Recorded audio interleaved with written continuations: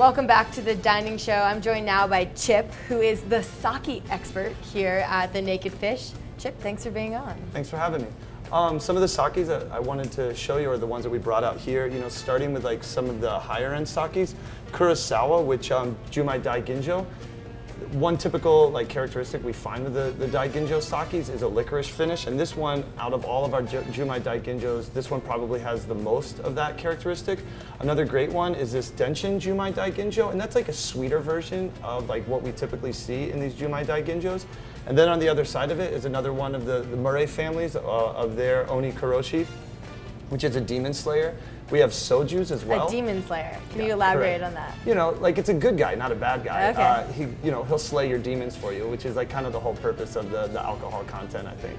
Yeah, I heard with sake you're not supposed to pour your own sake. No way, like, that's bad luck. Yeah. So if you're pouring your own sake and you're not having the demon slayers, you're like in really bad shape. You're in trouble, yeah.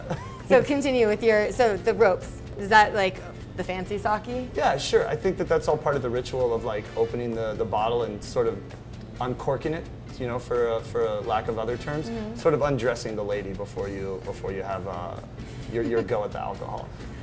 Okay, so what else can you tell us about the sake in front of? Some other ones that we have, like one of our favorites is the Kikasui Jumai Ginjo, and if we ever had a house sake, that would be that one in the tall blue bottle. The one closest to you, the Yoshinogawa, is a toasted rice sake, so it has a real full-bodied flavor. It's one of my favorite new sakes that we have.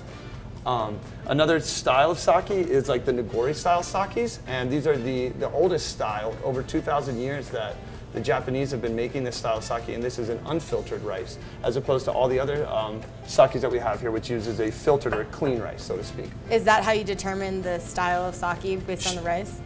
Sure, yeah. I mean, from Jumai implies that it's just rice on rice, where they use the koji, which is the fermented rice, against either the filtered or an unfiltered rice.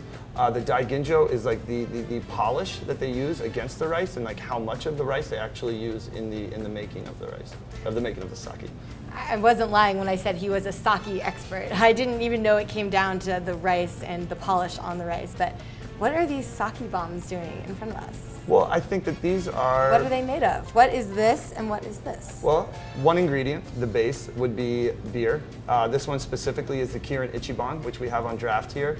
And then nestled up here on top of these chopsticks, we have the other Oni Kuroshi that I was going to mention, and this is a Hanjozo style sake, which means that they make either a Jumai or a sake with other additives to it, and they can either water it down or they can add spirits, like a soju or a vodka, to the sake to add to the alcohol content, or just water it down to lower the alcohol content.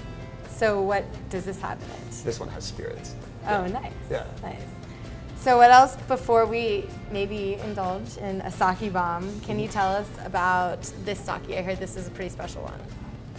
Yeah, the one thing I definitely have to say about that sake, it has just like kind of the perfect finish on it. As to the other one, which would be sweet, this one which would be like strong on that licorice flavor, that one is as smooth as good moonshine.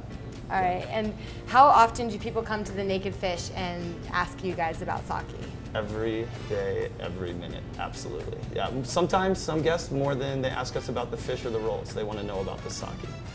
So do you do most of your business in sake, or do you do most of your business in fish? I would definitely say we do a little more in fish as far as like volume, but as far as our interest in it, it would be equal from sake to food. I'm pretty interested in the sake. I don't know about you.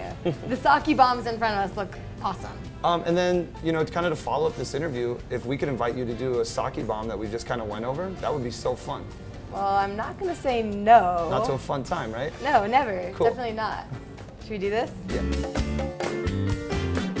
Sake Sake bomb! Woo!